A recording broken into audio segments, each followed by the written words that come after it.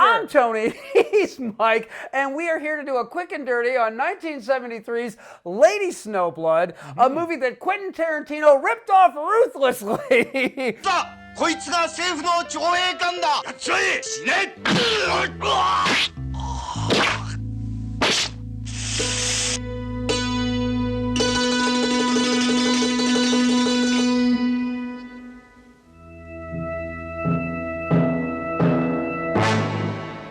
Hey, he will gladly admit. Oh, right he cops to it. No, yeah. he cops to it. But I'm going to say this. When you watch this film, if you've never seen Lady Snowblood before, when you watch it, you'll be all like, oh, oh, wow, yeah.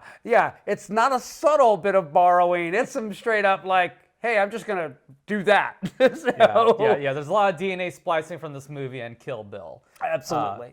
But anyways, enough about that. Let's talk about this movie in itself. This movie is based on a manga of the same name.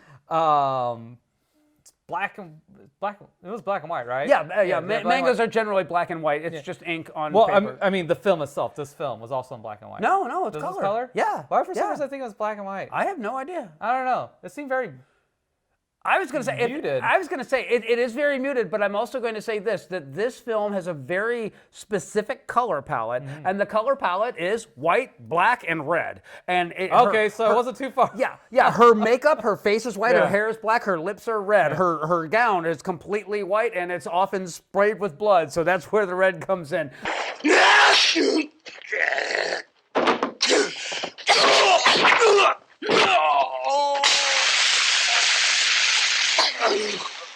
Fascinated by this film because this is one of those rare films that, it's a great action film to begin with. It is brutal. I mean, it's absolutely like just a blood fest. It is soaked in blood.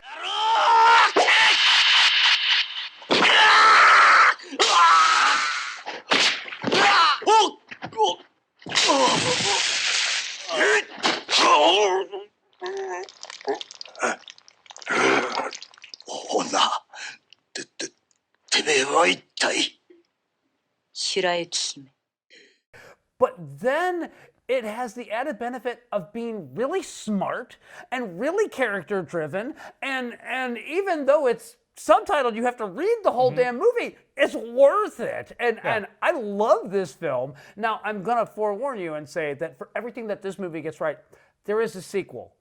Don't bother with it. I own both of them. I own the Criterion prints of both of them. The sequel was a different film. They just took the script. They're like, Lady Snowblood was famous. Why don't we make this Lady Snowblood too? It doesn't work. But this film, she's an Asura.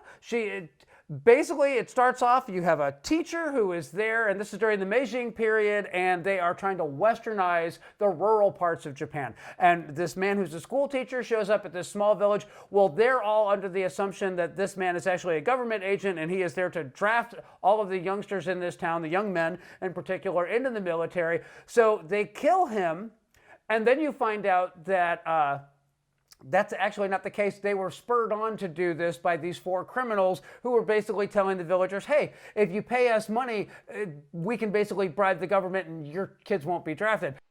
明治6年、血税騒動のことをご記憶ではございますか？血税騒動？あの騒ぎに便乗し、小市村の人々を騙し、徴兵逃れと称して多額の金を集め。Well, it turns out that was all bullshit, but they kill Lady Snowblood. It's not really her father, but her older brother, who was all of like 4 or 5 at the time.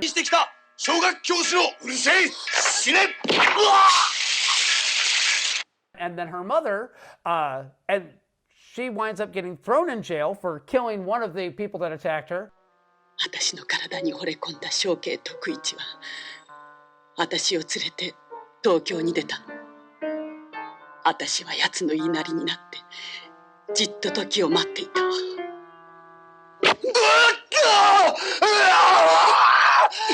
And she has sex with a bunch of guards until she gets pregnant because she wants to give birth to a child that will avenge her and her family. 子供が欲しかったばっかりに、私は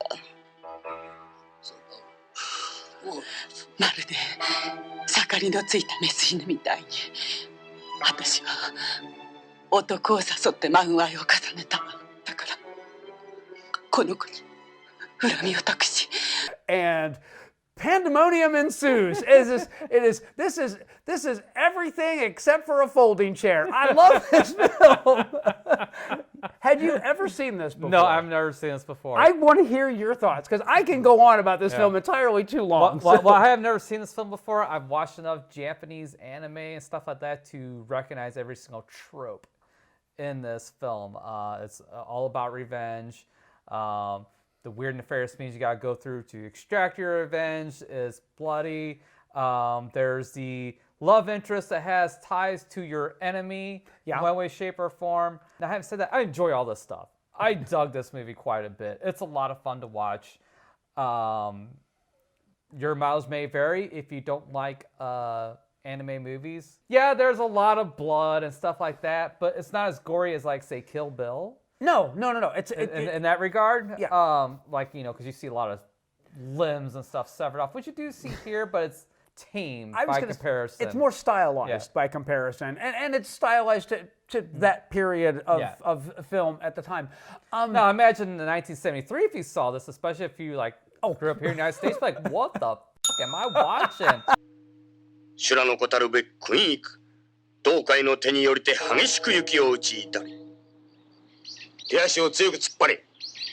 折り出されんようにしろ。ユキ。はい。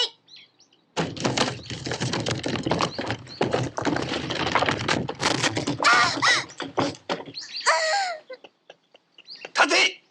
立つんだ。ユキ。 You'd be absolutely floored by this. You know, we have the benefit of watching it now many years later, 40, 50 exactly years later. 50 years wow, later. 50 years later. And it still has impact. It'll leave a mark on you in a good way for me. So, yeah. I love this film. I love the details in this film. I love the way that you could tell that they did still photography, and you could tell that they set up the scenes to where it's exactly like a panel from the anime, and then they put that in while they have voiceover going on and it's kind of explaining a lot of this. It's the perfect balance of action and drama, and the connective tissue is handled flawlessly. And I love the fact that you get through this amazingly satisfying revenge tale. And at the end of it all, she winds up the victim of revenge by the daughter of one of the people that she kills.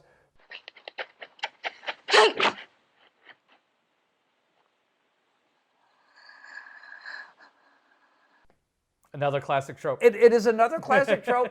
She kind of got what she had coming. But like I said, the other thing is there's a predominant color palette in this. And there's only one scene in this film where you see Lady Snowblood wearing a color other than white or red. And it is the scene where she thinks she has killed the last one because she's been told that one of the four died in a shipwreck. And so she feels that she's gotten her last revenge, and then you see her for one scene in purple. And in that scene, she finds out, no, there's one left. He's not dead. He changed his name. He's hiding. He were after him because he was selling opium, and he's faked his own death, and now he actually is an arms dealer, and he's working with the government. やっぱり生きていたのか。錯覚であればと願っていたが、なぜ死んだなどと偽った。誰の話だ。塚本義四郎とかいう小悪党のことならあいつは死んだよ。3年前南方の気合で。違う。義四郎は生きている。今ここに、私の目の前に。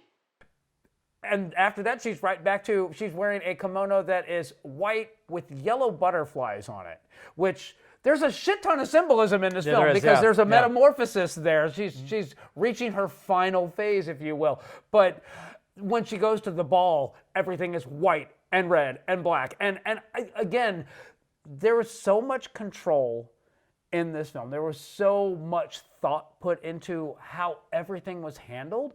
And she owns this character completely. Oh, yeah. So, I cannot imagine anybody else doing this role. And she's gorgeous, but she Very much so, yeah. She has zero emotions throughout when she's exacting revenge.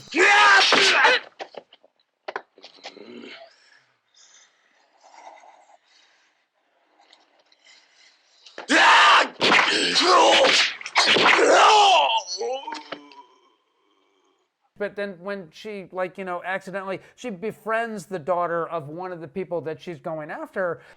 これあげる。私が作ったのよ。はい。あなた名前は小笛。竹村小笛。どうして？ And you can like see the hurt, the pain in her face. So it's not that she can't act. She can. She's just acting only when she absolutely needs to. The rest of the time, it is all rage and fire and fury and some kick-ass sword fights. Well, again, that's kind of par for the course for like these style of films. The person extracting revenge is almost always very stoic. Yeah. Incredibly stoic. They got one singular focus, and that's to extract revenge. And the thing is she's not even the one that was wrong. I mean, if you think about this, her mother died when she was given birth to in the prison. Shortly after. Yeah, but I don't know how she could have any memory of that. But I love the fact that during that opening sequence, you have the black of the outside. You see the snow that's coming in. All the women in the prison are dressed in red prison garbs, and she's wrapped in white as an infant shortly after birth. It's simultaneously beautiful. All of the shots are set up beautifully, but then there's also some really hammy, oh shit, I dropped the camera looking shots in this film too. And I can't explain that one, why those shots are in there, but I'm kind of glad that they are because it shows that this film didn't have a gigantic budget. It just had a director with a vision and a passion for doing it as well as he could with the limited resources that he probably had. Because I'm sure this movie came out of nowhere. There's a shit ton of kung fu movies and samurai films in the 60s and 70s. I don't know. This has to be a very early one for having a woman character that was this brutal in it. But I'm not positive on that one. I'm not even going to begin to speculate on that. I do like the style of film. I do like Kill Bill. I would like to see more American interpretations of the style of filmmaking, revenge tales and things like that. Yeah, I think it'd be really cool to see something done, like based in the United States and things like that. Quentin Tarantino, he borrowed heavily from this film, most definitely, but he did make it his own. Yes. I'm going to say that right now. Oh, yeah. I love Kill Bill, but to me it's fascinating to watch Kill Bill and then go back and watch this and go, oh, well, he borrowed that shot. Because there's a shot when she's laying on the ground, the mother's laying on the ground and is looking up at the four, and it's the exact same shot that the bride had inside the church with the the deadly Viper assassination gang there. It's not just coincidence. O-Ren Ishii, Eves, Guy, and the whole snowing while she's fighting Uma Thurman, all that. Again, Tarantino, he took it, he made it his own, and I have nothing but mad respect for it, but it just makes me love the source material that much more. Because had that director had the money that Quentin Tarantino had, I would have loved to see what he could have done with it. I'm a huge fan of this film. I already own it, so I don't even think I need to recommend it any more highly than that. What about you? Yeah, it's an absolute recommend for me. If you're not very familiar with the style of film, give it a go and see what you guys think of it. And to top it all off, this right now is on HBO Max, and they actually have the Criterion Collection transfer of this, so it's fully restored. It's as beautiful as it possibly can be. So I don't know what else to say about this. I think we said it all. All right. Well, then we will catch you next time.